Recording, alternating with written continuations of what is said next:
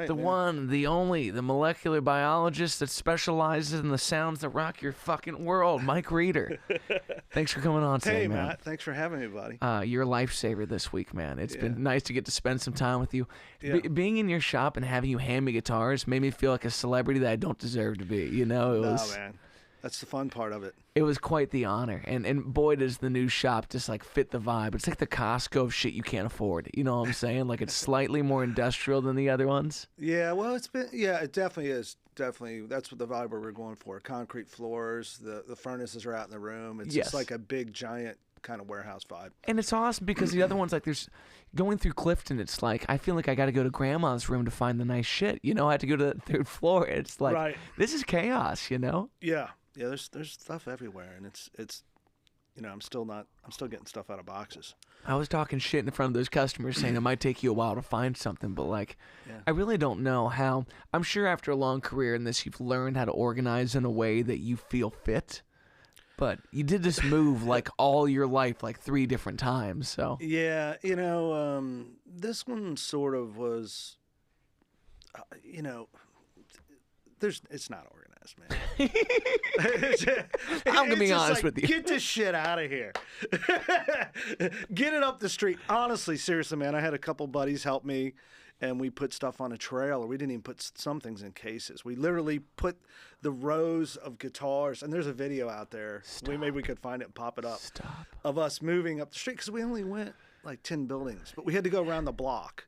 So we put these big guitar racks on there, which I bought from David and Hanser like 25 years ago, and tied the guitars to it. And we moved like 50 guitars without putting them in cases at a time. Dude, that is, and the neighborhood's like, what the, if we're ever going to rob somebody, today's the day. The weird part was, it was about the rain. So yeah, man. Yeah, it was crazy. But, you know, that was the cheaper stuff we did that way. Yeah. And then the expensive stuff we put in cases and hauled them up the street. So, yeah, the Newport store is working out, you know. I'm still got some things to deal with. You know, we're going to have like an acoustic expensive room upstairs. Nice. I still got to finish that. And, you know, winter's rolling around, so I got to figure out humidity issues. I can't imagine addressing that for the first time in a new space where it's just like you never realize the way that kind of thing escapes out the cracks of a room or where you can put out where it's going to be most effective so one guitar isn't just getting it right up the ass. You know? Right. So my intentions of, you know, having the more expensive stuff upstairs may end up to be every acoustic up there. I'm not sure yet, but that we'll find out here in about a week or two, it looks like. Well, you know, you offer such a service that I hope that people step up to help you in that regard. Because even on my TikTok videos, like people are in the comments just like, dude, Mike's is Candyland that I just can't imagine, you know? It's like, it's something that we're so lucky to have in the area. Well, man, you know, honestly, we couldn't have done what we've done without the support of everybody in town. And it's just been a great adventure, and it's fun, and I'm still having fun doing it. So hopefully people come in, they enjoy what they're doing, you know, like beginners come in and, you know, we get to see them make it big time or whatever, and sometimes. Yeah. And you got to hope. Yeah. You know? And then hopefully, you know, we can serve beginners all the way to pros. And it's just been fun. It's just fun, you know. Like when you came out and we shopped and you told me what you were looking for, and I handed you a bunch of guitars, we strum them, and hopefully everybody's different, you know. I might really dig something, but you might not like the way the neck feels, you know, so. Well, there's something really odd about that experience, too, where, like, you're not only outfitting somebody for the right guitar, it's like there's so much like a personality match here. It's like you're blind dating for the first time off the rack, and you never know what's going to sit right. It was like, it was either what we came out with or that Takamine, and it's just like both amazing guitars, and you never know why something's like, that's it, and there's no questions. Yeah, you know, and I sometimes when people have had a lot of guitars, it's more about just, you know, is it comfortable? Does it sound good? And that, honestly, I mean, you know, people get things in their heads. Like, I love Gibson guitars, so I'm going to be prone to like a Gibson guitar no matter what. Yeah, I mean, my favorite guitar right now is a Martin. So what is it? I just got a 1943 0028, which is super cool, and it sounds freaking amazing. Yeah. My friend has a store in Atlanta, drove it up to me, and I bought it from him. and it's a guitar that's sort of mine. I mean, it probably will go out for sale for like a lot of money, and if somebody likes it better than me, that's fine. Yeah. But I'm really enjoying that guitar. It's hard to not be sentimental when these things come through the door, especially when you spent so many years looking for the ones. When it agrees with you, like Right. everything does have a price. But Yeah. I would love to know like what sits in your living room for the months that it's in your possession versus what sits on the store floor. There's Yeah. a distinct change there. Well, it's so weird, a lot of times when I'm like playing at home, it's sort of like I'm in a hurry and I'm trying to learn some songs or something for Yeah. whatever reason. And like if it's a bass, it's generally not an expensive guitar. It's like something I can not wear my hands out on. So I'll like rehearse songs with like short scale basses, but I never use short scale basses live. Mm-hmm. Use that Music Man most of the time, right? I use a Stingray, a 78 Stingray. That thing's bitching. And I Yeah. mean, the first time that I heard you play with Noah, I was like, Mike doesn't just like play bass. Like Mike plays fucking bass, man. Like this is awesome. Thanks, man. Yeah. Well, there's guitar players that feel overshadowed by great players, and there's the guitar players that know how to reinforce someone's greatness. And so you being up there with Noah, where it's like, I know where to leave this guy's space. Also, we were talking about the acidity of that man's sweat the other day. It's just like, that's a special player that might be toxic in the air, but it's like smelling gasoline, man. It's like, I don't know why I like it, but I like it. He's like the sweetest person in the world. I just love him to death. And it's like, so maybe he's just exuding all the negativity out of his skin. He's like, getting the bad vibes out. well, dude, man, when you play that good, I mean, maybe that's why. Yeah, he has to. Yeah. How important has it been over your career to keep playing out and enjoying that side of it? I wouldn't do this if I wasn't enjoying guitars. Yeah. I really wouldn't. And it was that way since the beginning. It started as me finding guitars I liked, and it's still there. So that's amazing. Yeah. Well, I was talking to Jammin about this the other day. It's like, well, if you didn't get into it because you loved participating in it, it's hard to be in the peripheral supplemental businesses that make it so cool without still embracing that thing. If you don't get up and write some songs or go in the studio every once in a while and really battle it out with those aspects of it, why are we here? Yeah, I have friends that are guitar dealers, and honestly, I don't really feel like there's anything wrong with this. They're about making money.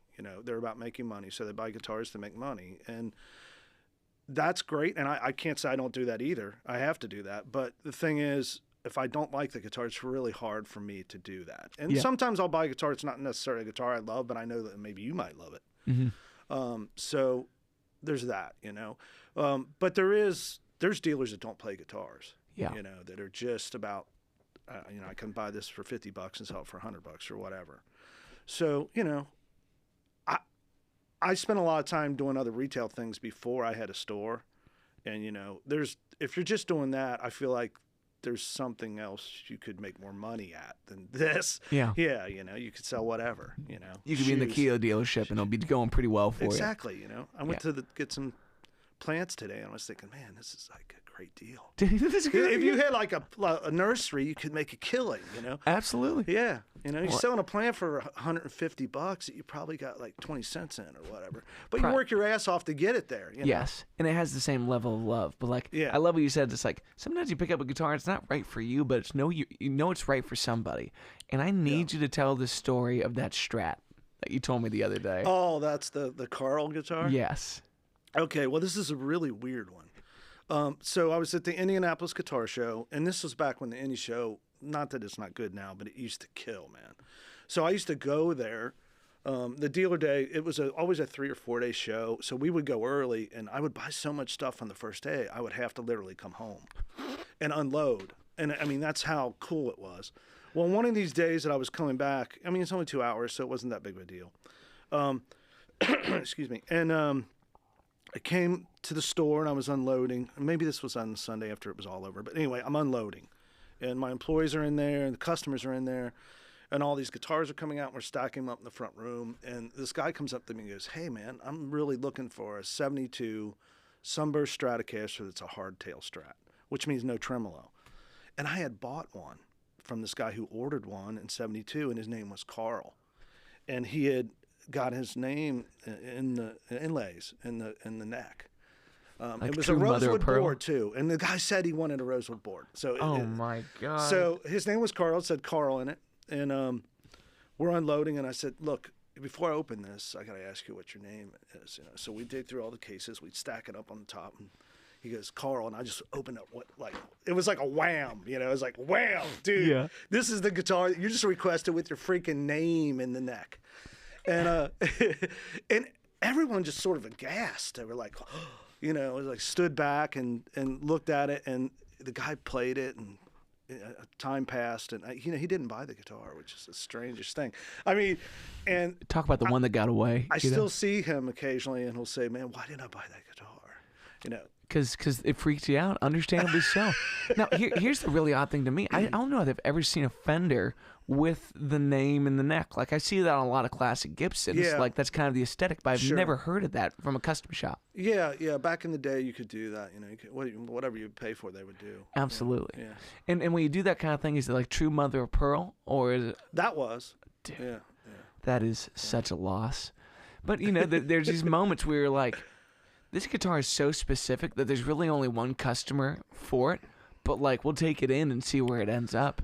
I've had so many of those. I mean, you know, we're talking about him and it being, why didn't he buy it? But I've done that so many times, like really, really stupid things like that, you know, or just financially it was the dumbest moves ever. Just because it was such a specific guitar?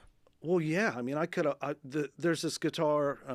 Big Ed Thompson's Explorer was a local guitar from Cincinnati, and the guitar now is sort of famous. It went through the Gibson Garage, and it's been through the Song Museum and all kinds of things. Well, that guitar, I think it just sold like for almost $1 million. Oh, my God. Well, I could have bought that guitar for $37,000. So the stupid things like that. Yeah. You know? It's like Retrospect's you're going gotta be a back- bitch. You're going back way, way long time ago. You Yeah. know. So yeah. Well, one of the things, you know, you do so many other things besides playing and selling. And those are the kind of things like, you can't ask somebody to do it. No one's going to step up and do these jobs. It's something that keeps you up in the middle of the night that makes you the crazy person that we know and love. And those two things being like live at the Village, Yeah. and also like the bringing in the brands to try to talk about the history behind these guitars. Like when you had Gibson come in maybe about a year ago, I think that was the last time you were on the show is when we were promoting that. Yeah. We had the Gibson Vintage Summit, which we're in discussions of doing again right now. Amazing. Yeah. Was that before or after they got your Les Paul for the replication? It was after. Okay, Yeah, cool. yeah. Tell me the story about that Les Paul really quick. Well, that Les Paul, it's a '59 Les Paul. It was owned by Brad Whitford. My friend Tim Cummer, who was part of the Gibson Summit, sold it to Brad. He was part of a store called Traders Guitar. I'm saying it wrong, but something like that. A very famous vintage guitar store. It was like one of the first vintage guitar stores ever. They were in New Jersey. And he sold it to Brad, bought it back from Brad. And then I think he sold it again. I don't remember where it went from there. But anyway, it's a famous guitar, and it's been passed through a lot of dealers and stuff. It ended up in Japan, and I bought it from a friend of mine named Hiroshiga, who kind of deals guitars in Japan. So he was buying a lot of guitars from me at the time, actually. And ended up buying that guitar and another 15 Les Paul at the same time from him. And it's just a guitar, you know, it's like a dream guitar for me. Because, you know, I've always wanted a super flamey guitar. It's like I remember being in high school, my buddy had a poster that came out of a Guitar Player magazine of a burst on his wall.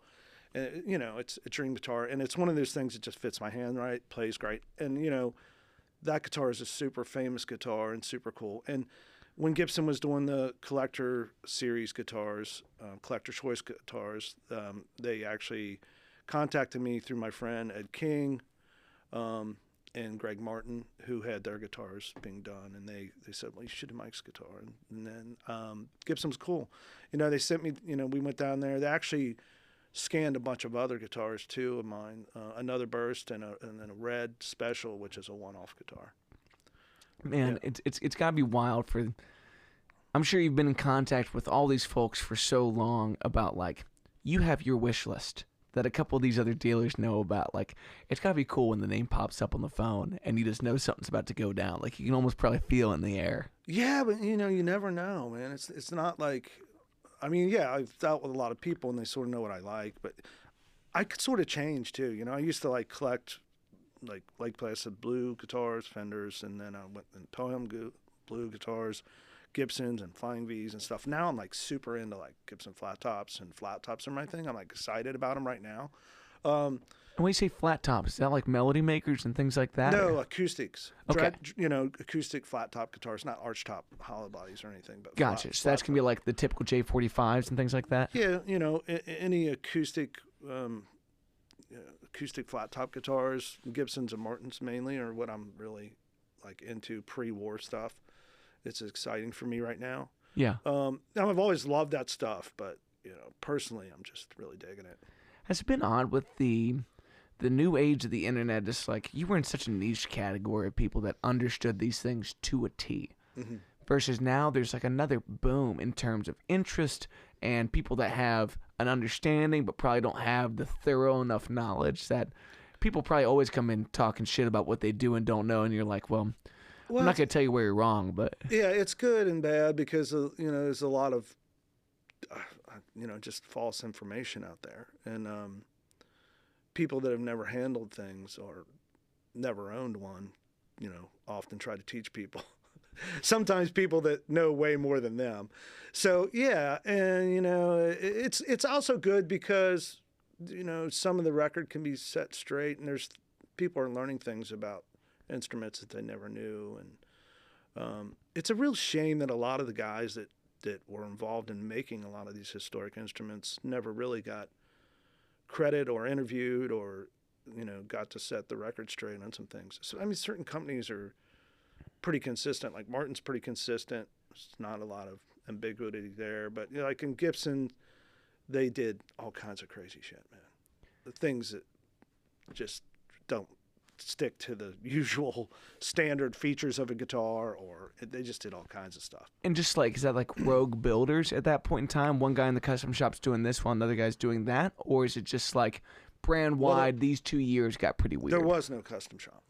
So it was just like, you know, people making things, and it was all handmade. And the company went through a bunch of different weird changes and, you know, management issues and things like that. And serial numbers got confusing. Guitars got sent back and had things done to them, and then those were sometimes recorded, sometimes not recorded. Sometimes serial numbers were put on them. Like right now I have a 62 SG that has mostly the features of 65 SG, but it still has a 62 number and it still has the 62 parts. And what happened with that guitar was it was sent back, probably because it had a neck break or a heel break, because SGs have that all the time, a few years after it was made, and then they just put all the new parts on it. So like a 62 SG would have a small pickguard, but this one has a big one, like a 65. But, is this one that you keep out?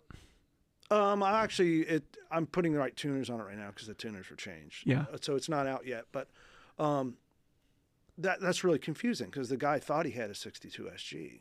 So he comes in, he tells me he has a 62 SG. And if you check the serial number, it would be a 62 SG. Yeah. And it did have the original PAF pickups, which are important, but everything else in the guitar is a 65. You know, it's like they just put they took the guts out and put it on a new body. So the wood's from 3 years prior, but everything else is retrofitted. Right. Or at very least the neck is, and probably the body too. Yeah. Well, so how much of your life too is like people bring in something that is close to being that year, but these 5 things were replaced. So now I go looking through the Island of Misfit Toys and kind of. That's like a lot of it. Yeah. I mean, it just. Do you love that?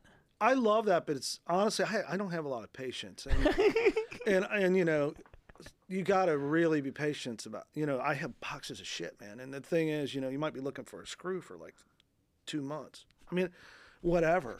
So the guitar's just sitting there waiting to be put together because you can't find the freaking one tuner for it or something, you know. So, and if you know you have it and you're disorganized, then it's even more frustrating.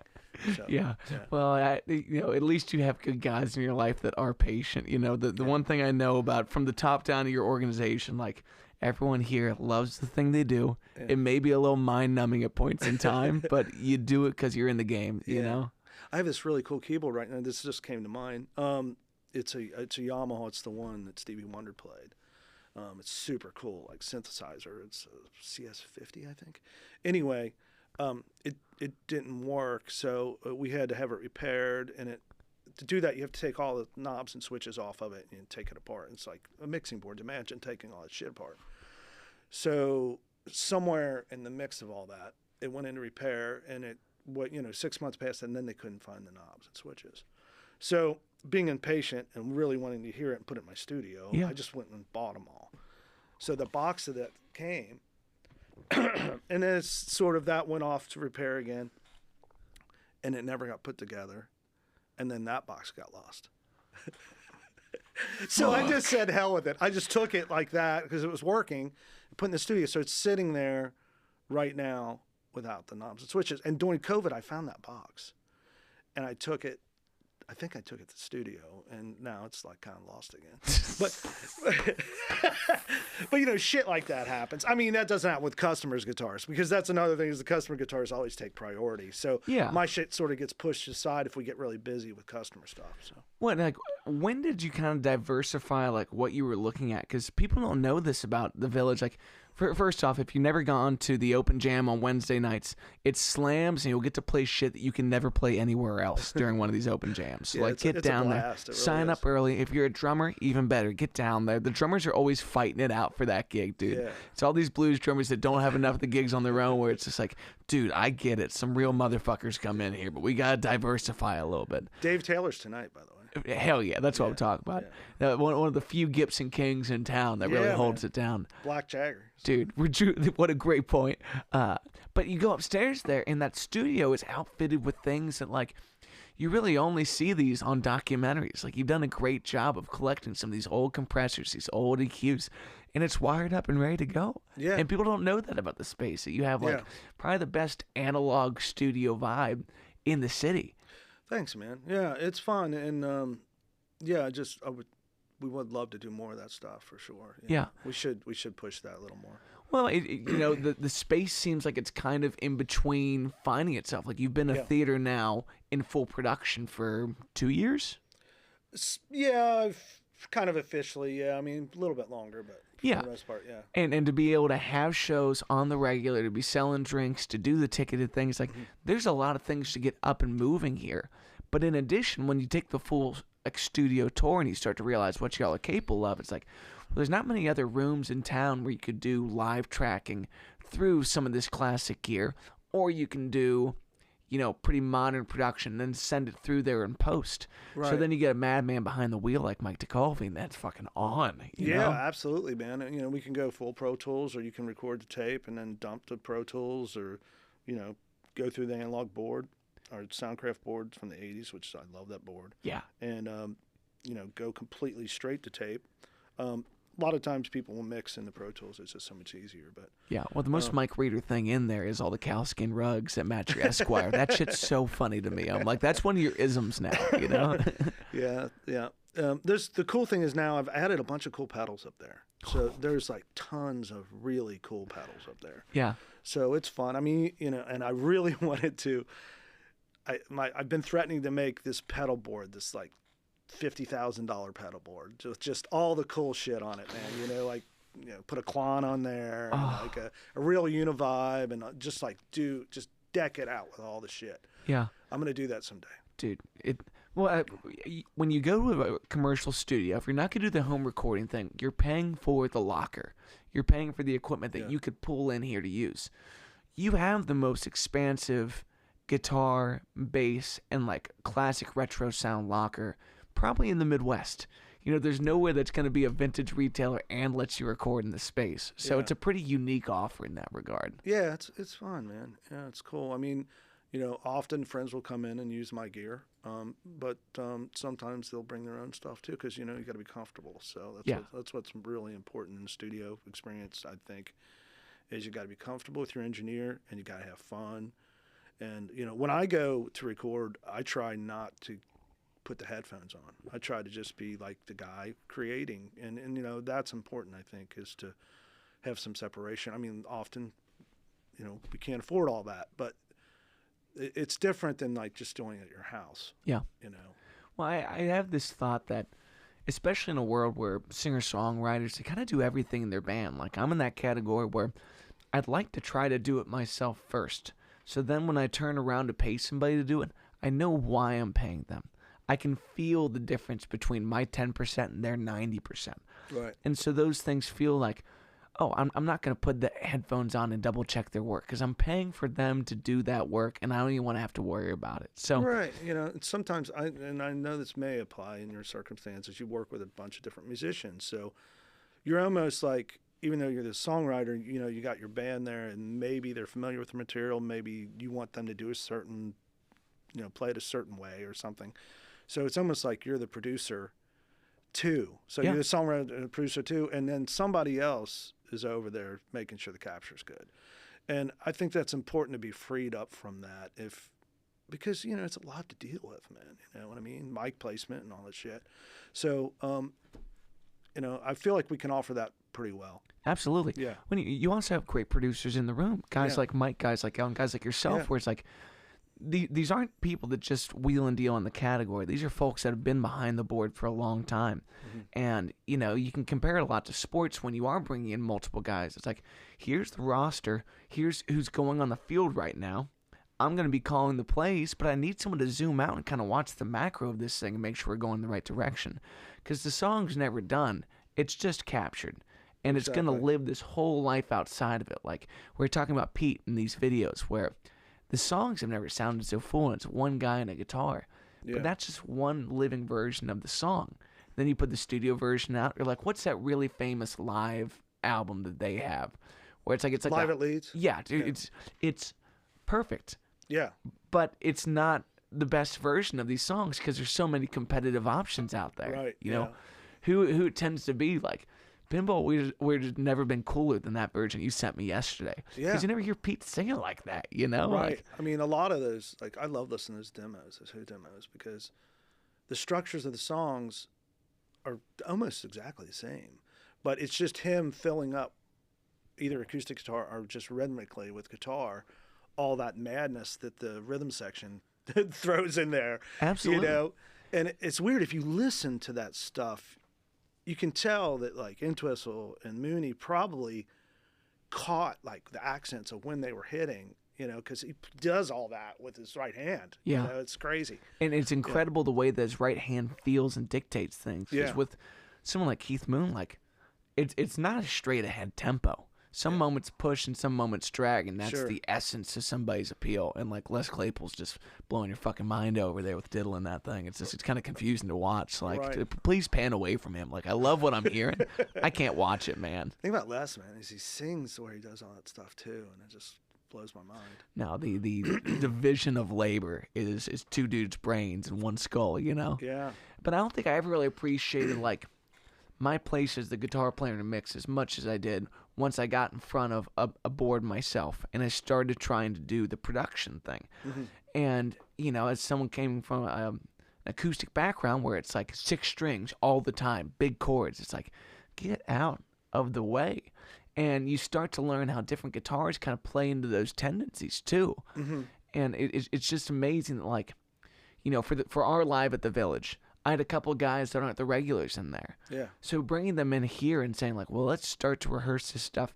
Where do I fit today in this mix? You know, me and the keyboard players got to have very specific delegations of who's going to take the meat and potatoes of this and who's going to do the extensions on top and play the sweet stuff. Right. Because if we go fighting in that space, we're going to make some ugly shit happen. So, Oh, absolutely. Yeah, man. And if you're not playing together every weekend, then you have to sort of like map that out. absolutely. Yeah. Especially in a guitar player band like Chalkeye, where it's like, Yeah. you got a lot of strings up there, you know? Yeah. Jeff is our new drummer. I grew up playing with Jeff. We literally were like 15 years old, getting high in his closet and playing. Seriously, man, we used to get in his closet. He had this like drum kit that was like pieced together, and I had this bass amp, and we would just crank it up in that closet. Dude. So yeah, I mean that's how long I go back with Jeff. And well, I'm playing guitar in that band, so I'm not really part of the rhythm section, but you just kind of, when you play with someone that long, you sort of know what they have to offer, and if you give them like a certain time to set them free, then the explosion happens, kind of. You know, like the Mud Pies, we haven't been playing lately, but, you know, same deal with Mark. I've played with Mark for 35 years. So as a guitar player, it's weird with the Mud Pies, you know, it's like there's like cues. So if he does a certain thing, then, you know, the chain's coming, but it might take twice as long before that happens in one night. You know what I'm saying? Absolutely. Yeah. And that's shit that just time happens. But whereas if you're calling people in, you know, you almost have to say, look, man, this is 16 measures, and that's it, and we're hitting it. Yeah. You know? Well, that's where the talkback mic becomes really funny, too, where I got to have the guys on the headphones, because it's going to change during the night, and I'm going to give you a cue, and you need to give everybody else a cue, and this all needs to kind of just, like, fall into itself continually. Right. Like, if you feel too set in the ways of how this is going to go, we're not going to have any fun. You know, we had to change that. That's funny that you would mention that, because during the edit of the video, the first edit I got, one of the actually really the only request I had for the whole re-edit was there's a spot where Matt's talking in his microphone and it looks like he's singing, but he's talking to the band. So pan off of that. Yeah. And there's Stacy Deuce is our editor. He's a director, producer guy. So he's doing the editing for me. And these guys are like super pros, man. Chili Dog Productions, man. They rock. They're the best. So, you know, I'm used to doing everything sort of myself, you know, a lot of like the Fret Buzz shows and the other shows I did. We had cameras on sticks, and then I would do all the editing. So I would just like zoom in, like maybe lose you. But, you know, like real editors won't do that. They won't mess with the professional camera guy's angle, man. Yeah. It's like, I'm not zooming in. I'm like, what are you talking about? Just losing talking. And he goes, I'll just pick a different camera. Well, dude, there's moments too where they're holding these. Yeah. Like, they didn't spare any room on the production budget. They came in hard on that thing. Yeah, we're trying to do something real, you know, and we've been in discussions with PBS, KT, and Kentucky, and you know, this back before all these cuts happened. The show we're supposed to be aired, so there's certain levels that we have to be at. Yeah. So we're making sure we hit those levels, and they wanted 6 episodes, and then we're going to re-talk about it. So hopefully that's still going to happen, and I wanted to make sure you were part of it. So everyone, please go out and check out the Matt Waters Live at the Village episode. We just aired it a couple weeks ago. I'm going to start pushing it really good again here soon. Yeah, and I'll keep doing some clips and whatnot. But really, you should just subscribe to the Live at the Village page, because we're going to have Easy Mark's show coming out. Veronica Grimm's show's out. No Witherspoon. How do you pronounce it again? Witherspoon. Okay, Witherspoon. Cool. Because I messed up for so long. I got to make sure I start getting that right. He's used to it. He really is. But, you know, not only are all those shows fantastic, but, like, it's some of the other ways that you have branched into making media about those things. And it's hard to stop and say, like, in the midst of a busy life, I want to make sure that this stuff has that lasting effect. Yeah. And the Fret Buzz shows are always so much fun. And you know, someday I want to bring the Fret Buzz back. It's just the production is so much work. Yeah. You know, it's been a weird kind of 6 months for us. And, you know, we moved about 2 years ago, and we were selling our farm, and it finally sold, and I bought the new store, and it's just a lot of stuff going on personally. And I sort of told my wife when we moved out of the farm, you know, this is going to be, you know, a 2 to 5 year madness change. So, because I knew the Newport store was going to happen, and you know, it's just a lot to deal with. So that's kind of filled up a lot of the space. Whereas like back in COVID and all that stuff, there was a lot more time to do production stuff, and even songwriting. I've really slowed down. I'm working on something now, but there's just not a lot of time for that. So I can't wait for it to happen and open up again. And then I will revisit Fret Buzz again. I think it'll be different than it was, because we used to do it on Sunday mornings, and it was hard on people to do that, which it was purposefully done that way, because Fret Buzz was a play on, you know, we drink a lot of coffee, and we also play guitars. You know, it's a dual thing there. So, but I'll never forget Jim's coming in being like, dude, I didn't sleep at all last night. Like, I'm just here right now. Jim's was probably the most roasted of everyone. Oh, dude. It's just like, sometimes you got to suffer for the art. That dude was suffering for the art. It was awesome. So I think, I don't know this, but, you know, my new vision for that show is probably it'll be on the stage.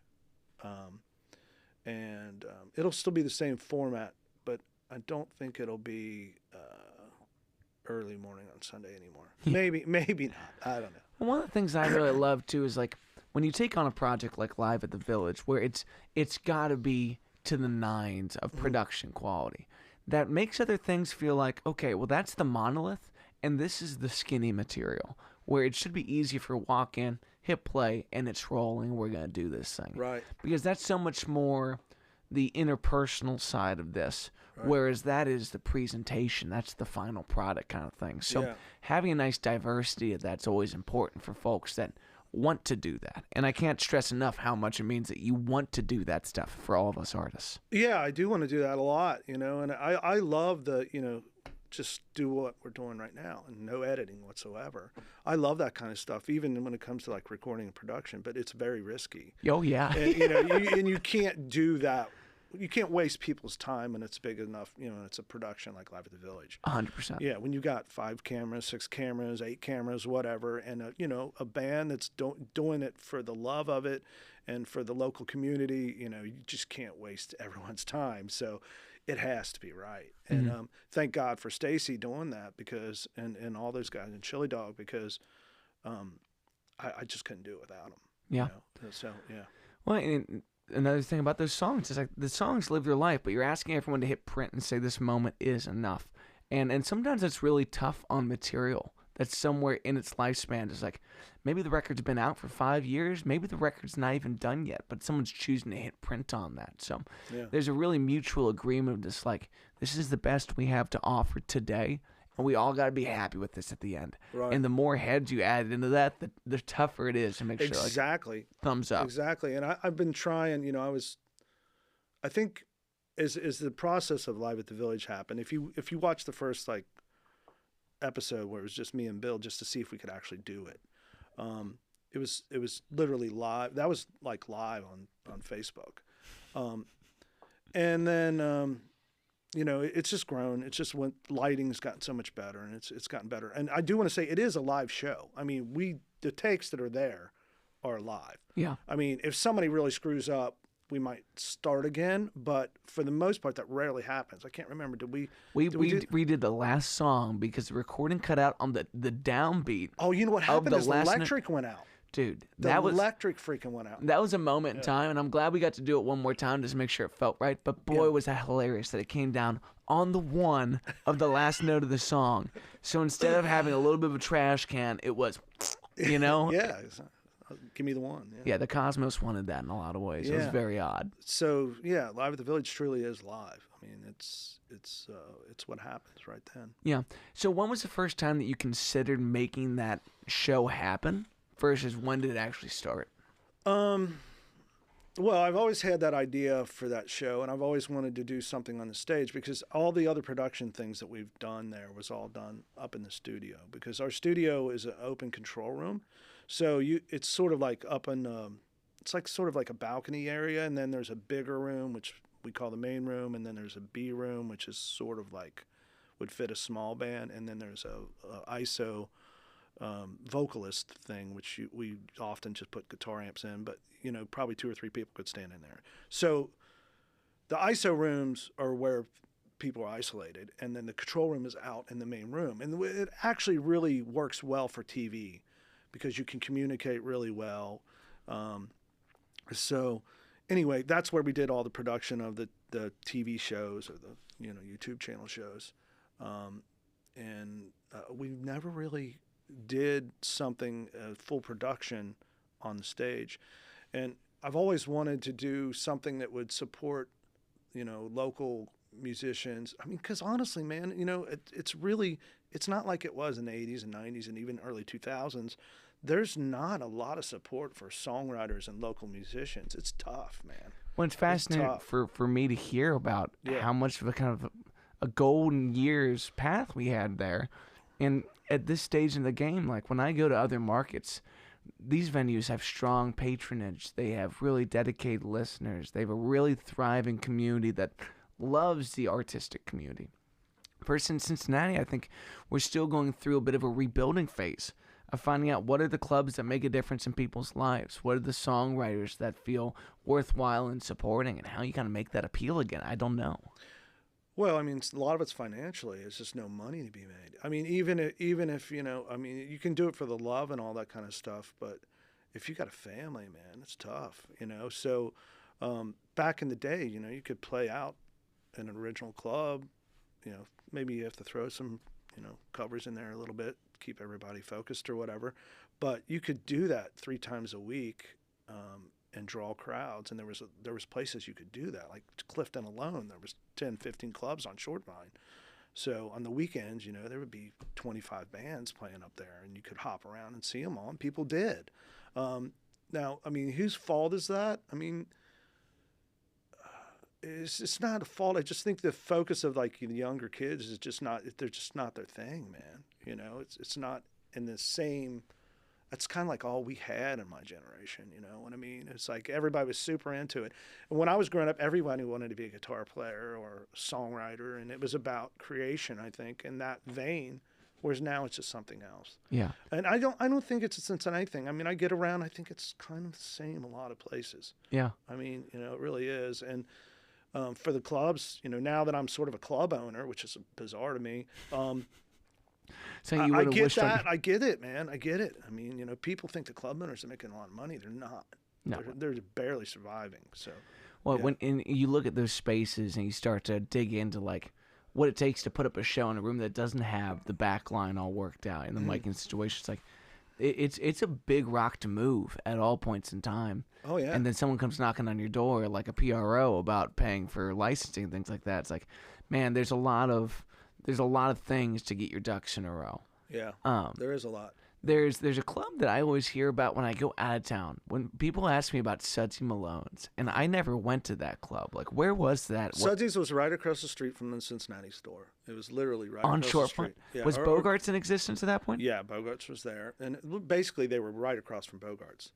And then there was another club next door to it, which was more like an original. I mean, like a cover band thing. It was called Dollar Bills, and I think it might have been called Eddie's or whatever. Eddie Fingers owned it at one point. And then there was on the corner there was a place called JR's, and there was just stuff up and down the street. So Shortvine popped. Oh, big time, dude. Yeah. Seriously. Yeah, I mean, you could like go there on a Saturday night, and there would be you couldn't hardly walk down the street. You'd have to dodge people. Yeah. And when did you put the store on Shortvine? 91 or 2 was my first year, and Jimmy G's was still there now. Jimmy G's passed away, by the way, a great guy. Gotcha. So he already had a music store there, but they're sort of, honestly, sort of on the way out, because Jimmy was like touring with a lot of bands and stuff, and we were friends even through that whole process. And he was super funny cat. He would call me like even when they had a store, and he would say, "Man, I'm sending you some problems right now." And like he would like these people that were like annoying or whatever, he would like send them up to me. You got to check out Mike's, man. Yeah. But anyway, so yeah, I mean, so Jimmy G's was there. There was this like rock clothing store called Cinemas in between Sudsy's and Dollar Bills, and they were literally right across from us. And somebody who's now my good friend, William Weber, is the co-host of Fret Buzz, actually worked at Cinemas. They're called a Rock City. There was like a basement place, and there was a record shop there called Wizards. And yeah, it was cool, man. It was a cool scene. Do you think concentration like that is a big part of making those pockets of clubs viable? The fact that you could go between 4 or 5 music clubs on a given weekend, it's just like, dude, just pay the cover at a couple, get the wristbands, go in and out as you please. Yeah, but I think it all comes back to the interest. It was all just built around the college, yeah, and I'm not sure why it's sort of faded away everywhere like that. But plus, radio stations. There was college radio, played underground stuff all the time, and just about every town in the United States had an underground radio station. And a lot of those are gone too. So, which is another reason why I wanted to do Live at the Village, just to circle back, is there needs to be a place for that. There needs to be a place for that. And YouTube is a good home for that. I don't think it's like as personal as like a local radio station is. And that's part of the problem. There's too many, it's too separate from the community, I think, in a lot of ways. So hopefully we're trying to build more of that community thing down at the Village. Yeah. One of the things that I really noticed when I'm on the road is like patronage is built around trusted curators. Someone like yourself that has been in the scene for a long time, servicing the musical side of it. Well, there's folks that come in that are just they're hobbyists, or they just love the music and they want to be around that, and they begin to trust your taste and what you put on that stage. And they may not show up because they know the band or they've ever heard of it, but they trust that if you're putting it up there, it's going to be of a certain quality. And you start to get that kind of ball rolling.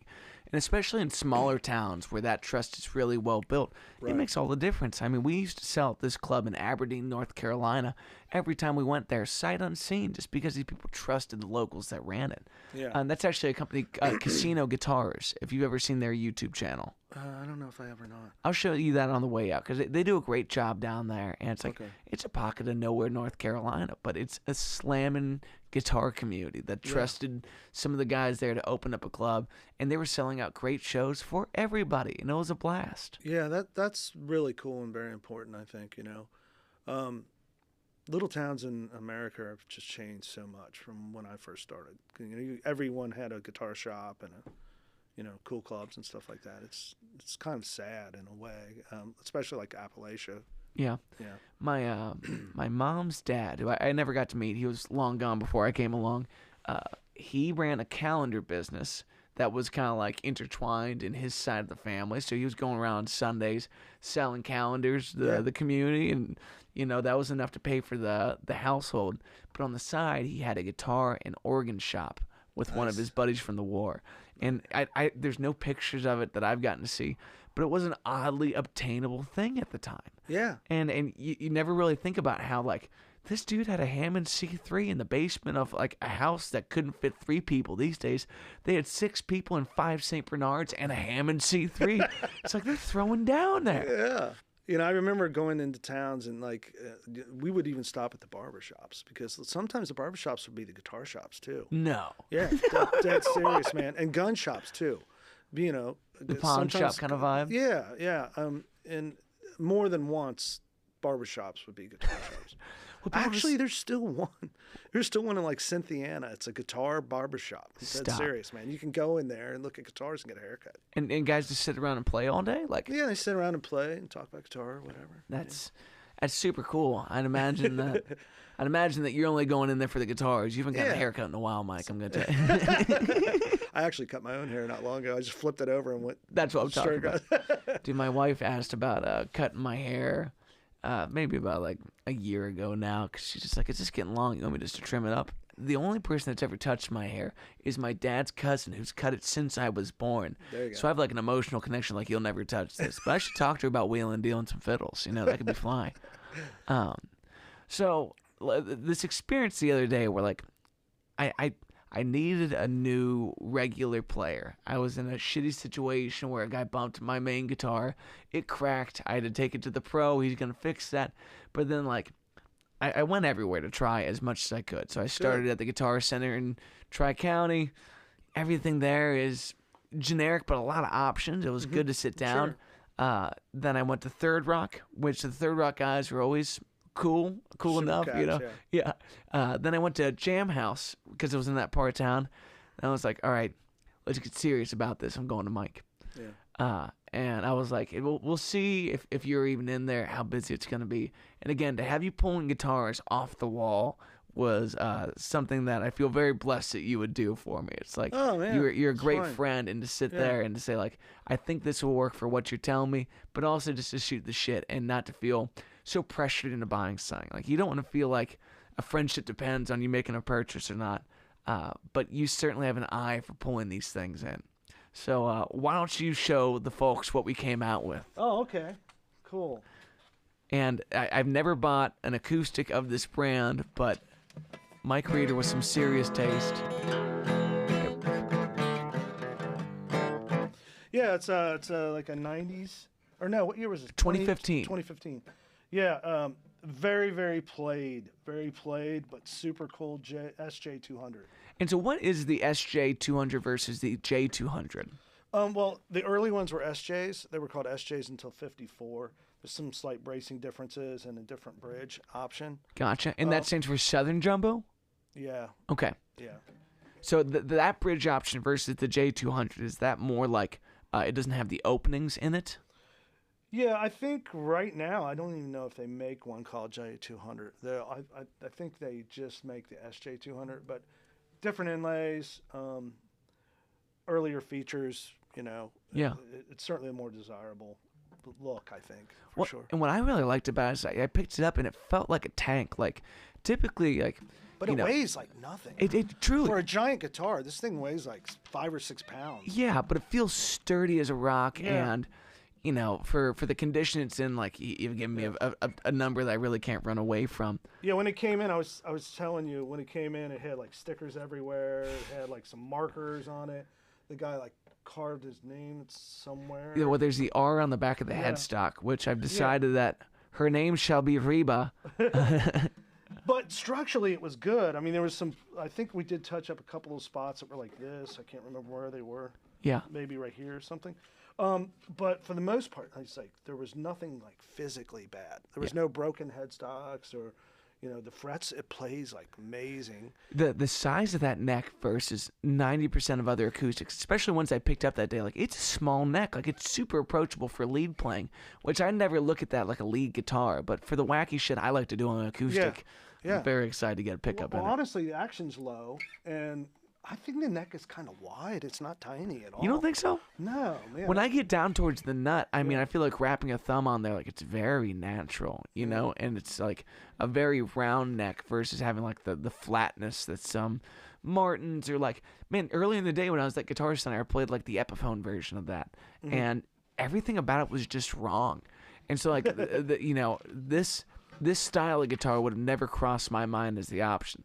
I Yeah. love it for a strummer. I love watching someone like Dylan play something like that, or like, it's such a country guitar in my mind. Really, to me, it's a classic rock guitar. Really? Because all the early Zeppelin stuff, all the Who stuff, it's all this guitar, man. Yeah. Okay, you got to tell the Yeah. Jimmy Page story really quick. What did he Well, call it's, you? it's really not that interesting. My friend Rod from Rod and Hank's Guitars in Memphis, Jimmy came into their store, and this was like when he was just first getting back out of the scene, when coming out of the basement, like literally he had locked himself in the basement for a while, if you know what I mean. Yeah. Some occultist shit, probably. Well, that and some very bad stuff. Yeah. I'd imagine Yeah, it got pretty rough there. Yeah. Anyway, he was coming back out into the world. He came to Rod and Hank's, and Rod didn't even know who he was. And he's like showing him around stuff, and he said, Rod's like a super like English blues cat. He knows like everything about that. He's like a super Stones fan and totally into that. Well, anyway, in the course of talking to him, he's like, wow, this guy knows like everything about British blues stuff. Of course, he was in the freaking Yardbirds. So anyway, eventually he said he like took him in the basement and was like showing him old amps and stuff that they didn't show anybody. And eventually, I think he said who he was. Yeah. And then they sort of befriended each other, anyway, Jimmy said to Rod, I'm looking for some of my guitars that were like stolen. I would like to replace them. And Rod knew that I had exactly those two guitars. One of them was a J200, an SJ200. Was it black? Was that what you said? I can't remember. No, and then he had his black Les Paul Custom. Okay. Which was the one which I think recently he got back or something. Nice. Anyway, at that time it was stolen. This is, I can't remember what year, early 2000s, whenever Jimmy started coming back around. Anyway, so they called me. And like, Mike, and I get guitars, and Jimmy Page is in here, blah, blah, blah, whatever. So they asked me at a certain point, we're discussing the guitars and strumming them a little bit or whatever. And they asked me the prices. And Jimmy, I guess, was just used to getting stuff free. So we get who to the would want to prices. give a guitar to? Oh no, I couldn't do that. I think he even said something like, to Rod, like my wife would get mad at me or something. I don't know. And I just want to say, dude, you're freaking Jimmy Page, man. Exactly. It's like, don't you know the value of anybody of what you can do with the right piece of equipment? Anyway, he didn't buy them.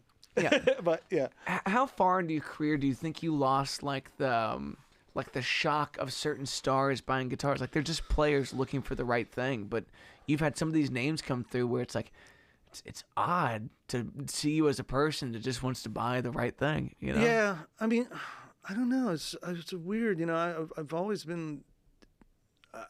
I've never really been starstruck by Dylan. Some, But some of those kind of things I just don't really. It's never been a problem for me. I don't know why. Yeah. You know?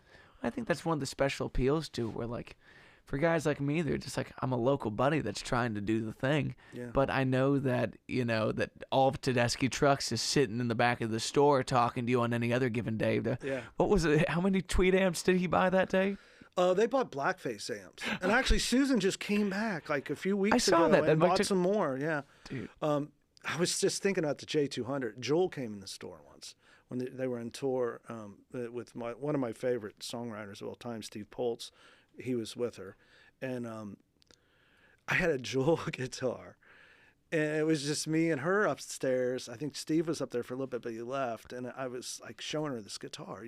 There was like a signature Joel guitar. I think it was a Taylor or something. And she's playing it, and I'm like, wow, it's just got such a cool cutaway. And she goes, I really need that cutaway, because I. It's kind of designed for my own. Yeah. She like smiled at me. I was like, it was hilarious.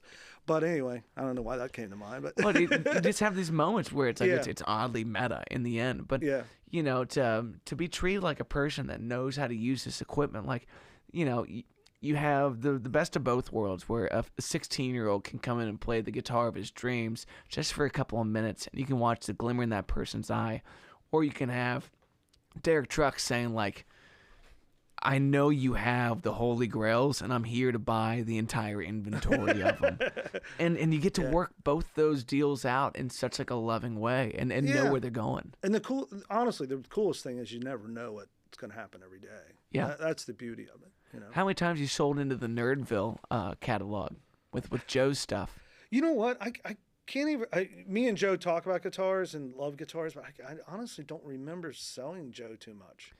Maybe a Marshall, one of those Jubilees or something at some point. Yeah. Do you ever watch Rick Beato's YouTube channel? Yeah, absolutely do. Yeah. I subscribe to that. I actually paid for one of his class things. I've been thinking about doing that too. But I haven't listened to it or anything yet. At least you support it in the right way. Yeah. He was telling a funny story about maybe his cousin or his aunt's what's that really old Fender? Like, it almost looks like a jazz bass, but it's a single pickup. I really know is like what the guy from what Dusty from ZZ Top would play. Oh, like a early P bass. Yes. It's like what they became telly basses. In '68 they became telly basses, but yes. Yeah. So one of those was sitting in like a local shop for 30 plus years that belonged to maybe his uncle or his cousin's dad, and Joe ended up buying it like a week before he called him. He's like, I think you have my family member's bass. He's like, well, I'll sell it to you right now. Sure, There's something about a collector that's not precious about it that's so endearing. Where Joe's super cool about stuff like that. Yeah, if it's family, it's family. He has so much shit now anyway. Yeah.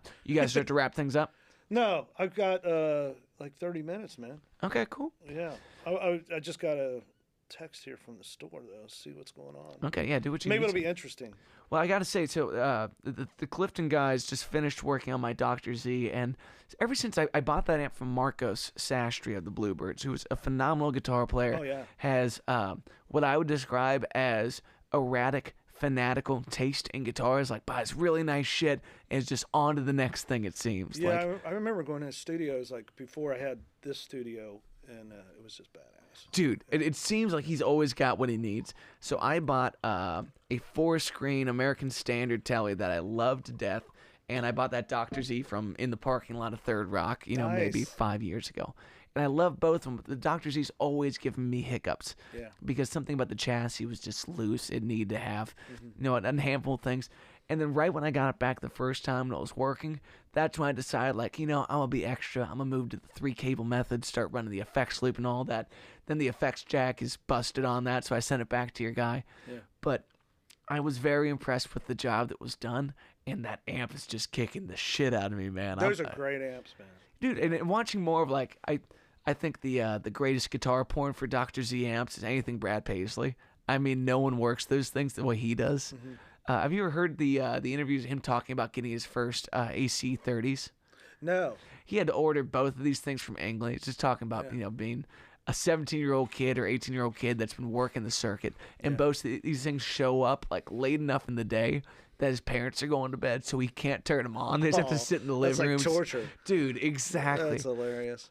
But when you start to look around at the world of equipment, it's not just like what it is, it's what people can do with it. You know, I never really realized on my Gibsons that the middle switch is so levelable because you're blending between the two knobs, and watching guys who can really work that during the middle of their set. Sure, like, yeah. Marcus King is probably one of my favorites to watch, where he'll be bending something and go, "That's not it," and dial it just a little bit back. He's so great, man. He's such a talented young cat. I mean, he's got great things coming for sure. Forever, yeah. Yeah, and a guy that knows what a skosh can do to it. I think he's actually about to start a. Oh shit, I'm gonna forget all of it. But there's a Marshall Tucker band like reunion, and he's gonna play in that. So that's gonna cool. gonna be banging. That's North Carolina at its finest. For sure. At this stage in your writing career, does most of the material end up in either Chalk Eye, Mud Pies, or do you ever venture into true solo work still? You know, I've been thinking about that a lot. I've been writing because like I said, I've been in acoustics. I've been doing a lot of stuff in like weird tunings for a change, you know. What a weird rabbit hole for you to catch at this stage of the game, too. I mean, not like super weird tunings, but like double drop D a lot. Yeah. You know, I don't know if it's like a Neil Young influence. Yeah, that stuff has been coming out of me a lot.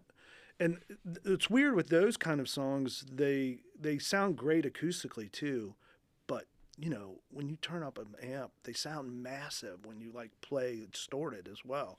So I think this new thing I've been working on probably will end up being a Chalk Eye thing. Yeah. It's cool to have it transition to like a phase of the band where you're playing lead melodic ideas, but they are kind of acoustic centric.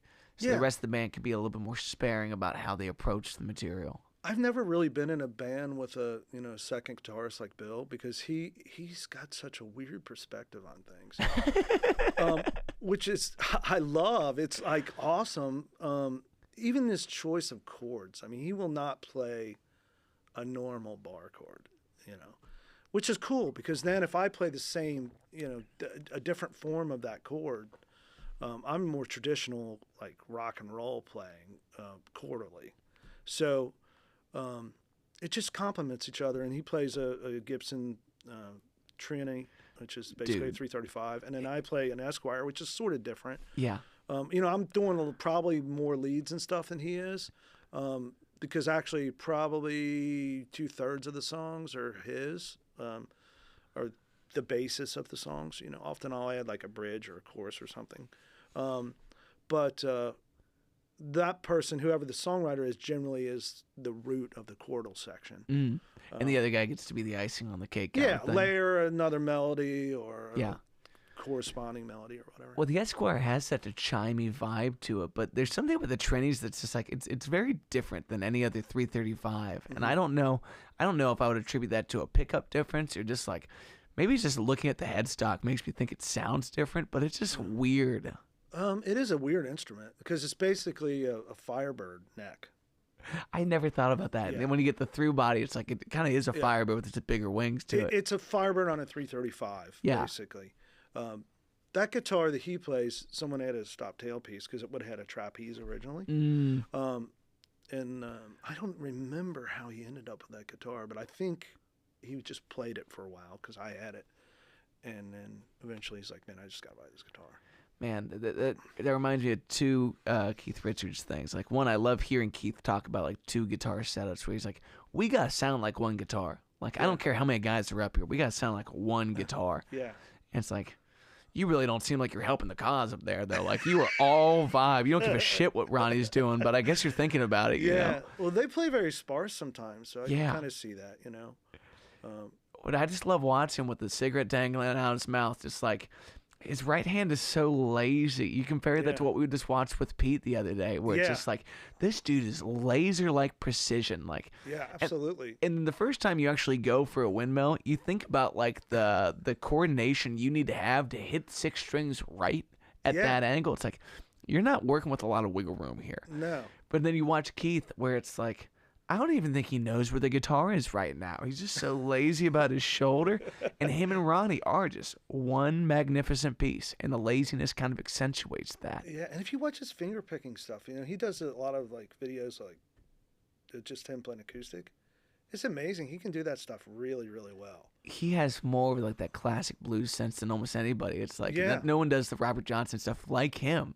It's so good. Yeah. It's like crazy. I also love when it's like you see the dressing room they set up for him in any given venue, and it really just all looks like Keith's gloomy ass house. Like they're like, "Do you want those dirty curtains up?" He's like, "Yeah, I want the dirty curtains." I've never seen that before. When they bring in all of Mick Jagger's workout equipment, they bring in like a dirty ass lazy boy for Keith, and he's like, "I'll be cool. I'll be happy for a little bit." That's hilarious. But so we were talking about the Firebirds. Yeah. So before this, all my Gibsons had to be red, and I went to complete the red catalog of the Electrics, where it's the 3 pickup red Firebird that Keith played during those early Stones tours. Okay. Where it's like they're still doing like the baseball stadiums, similar to what the Beatles were doing at that point in time. And it's the only time I've ever seen Keith play a Firebird. But it's this gorgeous like cherry red, gold with like the maestro looking. Okay. Yeah. Yeah. Shit's beautiful. Yeah, those are great guitars. I just got in a Firebird 3 with the 2 mini humbuckers, and that guitar sounds amazing. Is it the Pellman? No, it's just Sunburst. Okay. But Noah did a video on my Facebook page I shared because I just bought this Tremolux amp from Johnny Fink, and I love that amp. And so Noah, he lives down the street from me now. So I was like, I called him. I was like, dude, man, I just got this amp. You want to come nerd with me? It was like a Sunday. He's like, yeah, let's go play. So anyway, if you go to my Facebook page, you can see Noah somewhere on there playing that Firebird, and those two things like love each other. Yeah, they're just great together. Man, I also love like a Firebird for slide playing. You know, there's something about that thing when it's strung up taut. Yeah. It's like, oh, this is perfect. Yeah, it might be better than SG in terms of like just the bodily resonance you get from that through is just crazy. I love Firebirds, but they're very strange instruments. They don't feel right. They're awkward, especially the ones with the banjo tuners. But man, I never even knew they had banjo tuners. What's that about? Yeah, the early ones have banjo tuners that go straight through. Oh, okay, yes, I've seen those up close once and it felt fucked up. Yeah. Yeah, they stopped doing that around 64 or 5, and they have the normal kind of. Yeah. Does it ever disturb you when you remember those kind of facts off the top of your head, but it's so deep that you haven't thought about it? No, I tell you what disturbs me is how much I forget. That's what disturbs me. Having to look things up. Where my God. It's supposed to be an expert. I actually should know that. Yeah. It's ridiculous. You guys start taking like some omega-3 supplements. Yeah, you were like, when we first walked in here, you were like, hey, man, we're going to talk about this guitar today, and you can just save all the info about it. I'm thinking, dude, man, I can't remember that. Yeah, I have no idea. Yeah. But maybe, sometimes I remember things. But then when someone asks you about where that screw is, you're like, I have a weird feeling that's in this box, but like where in this box? That could take 2 months, but I think it's in this box. Moving doesn't help. Moving doesn't help at all. Yeah.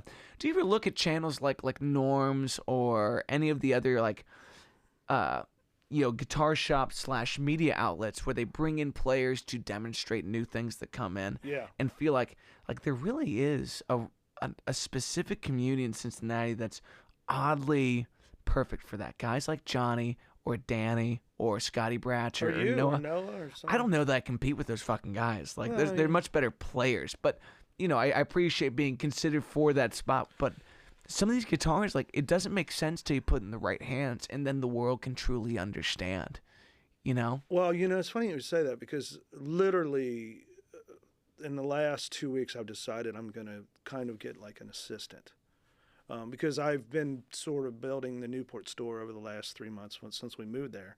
And I'm to the point now to where I feel like someone else could kind of take over. And I want to go back, Elton Clifton worked for me a long time. He was wonderful. And before he moved, he sort of filled in a lot of the gaps in the production stuff. So I'm sort of looking for somebody that wants to have no life.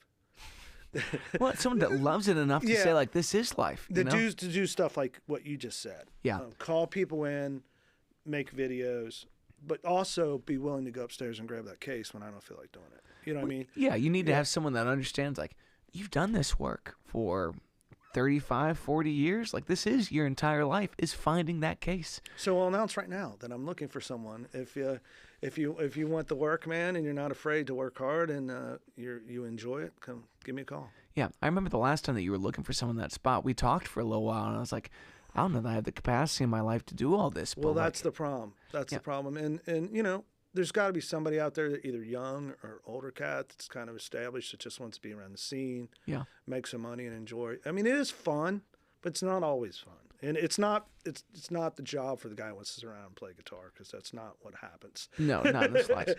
But if, you know, you got to understand the thing that you're going to be a part of in the end. Yeah. And you look at some of these gigantic channels and you understand what goes on behind it. Like Rick Beato had a studio tour where he talked about the 10 guys that work on these videos.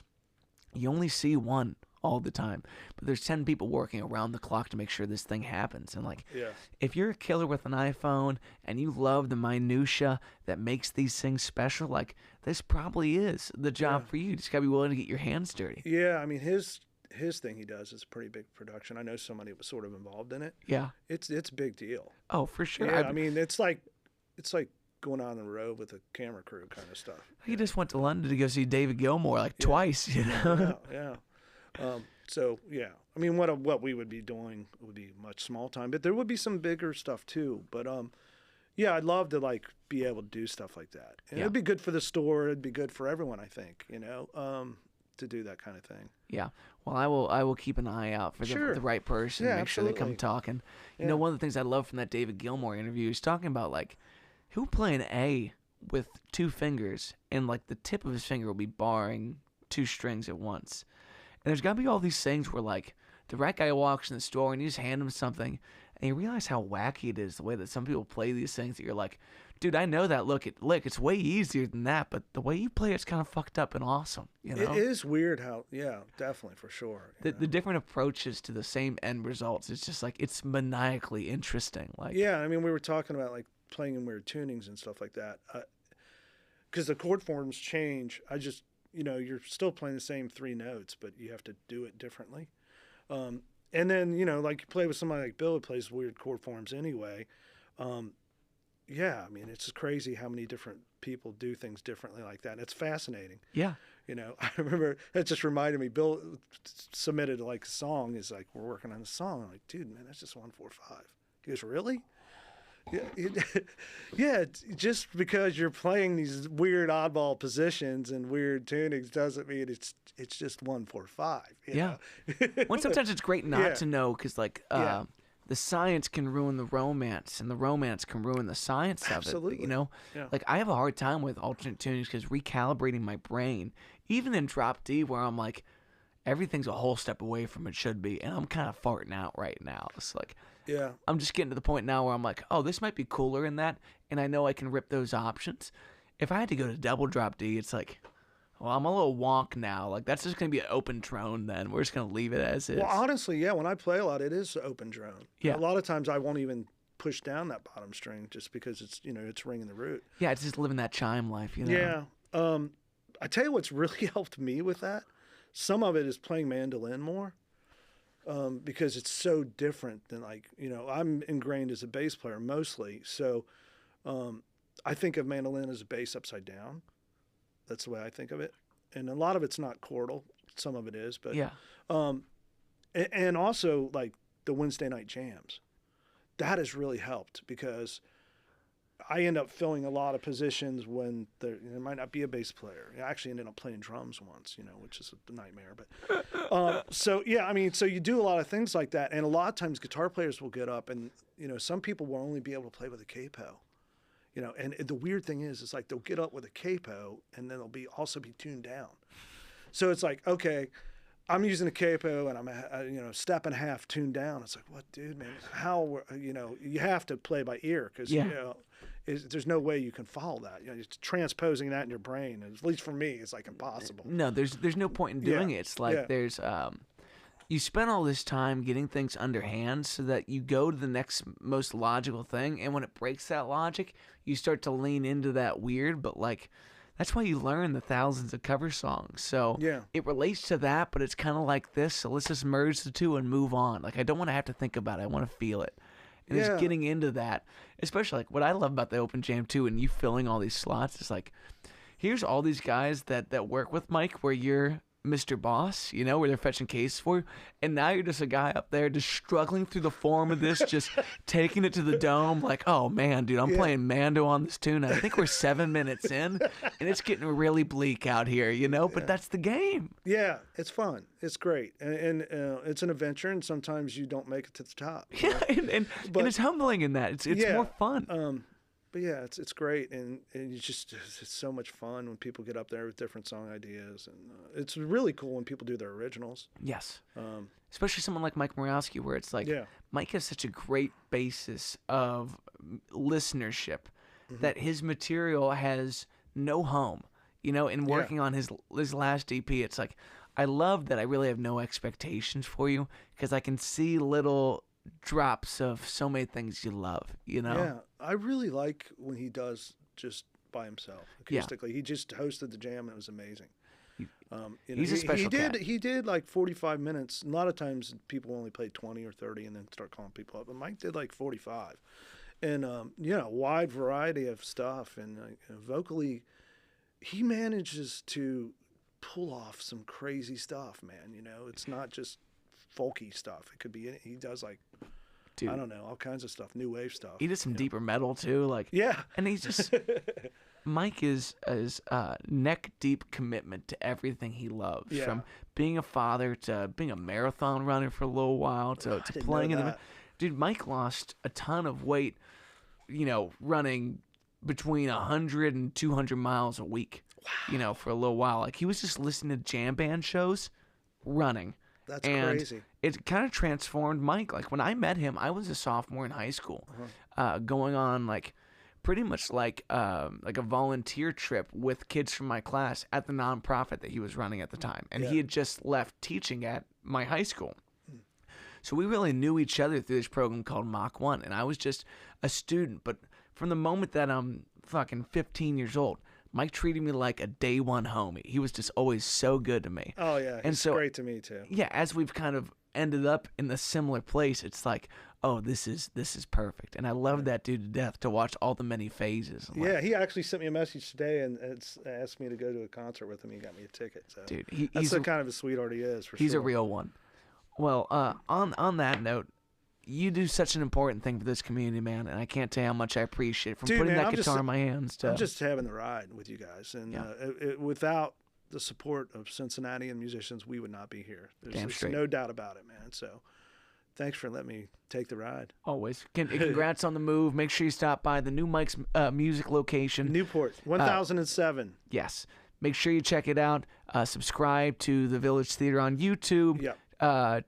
Is there another channel, or is everything under that channel? It's the Village. The Village. And there's a lot of nerdy stuff there too. There's like guitar clinics and all kinds of stuff like that. It's not just jamming. Yeah, you will not regret it. And then Live at the Village coming on PBS at some point, hopefully. I hope so. I hope that's still going to happen. I haven't touched base since all the cuts, but that should happen.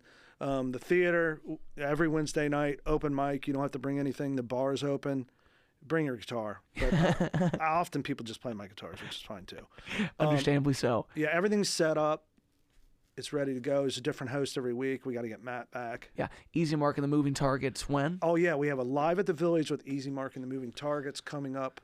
I think it's the 1st. Cool. This is a show that it's undescribable until you see it in person. Mark is an animal with the budget of a small country. You know, he has a country's GDP in just SJ200s. I mean, it's absurdity. And the songs are so fun, man. I cannot listen to their songs without a smile on my face. It's impossible. I mean, if you're not drinking gin and tonic and listening to those tracks, you're doing something wrong. So, absolutely. All right. Make sure you check it out, friends. Much love. Thanks for watching. Peace.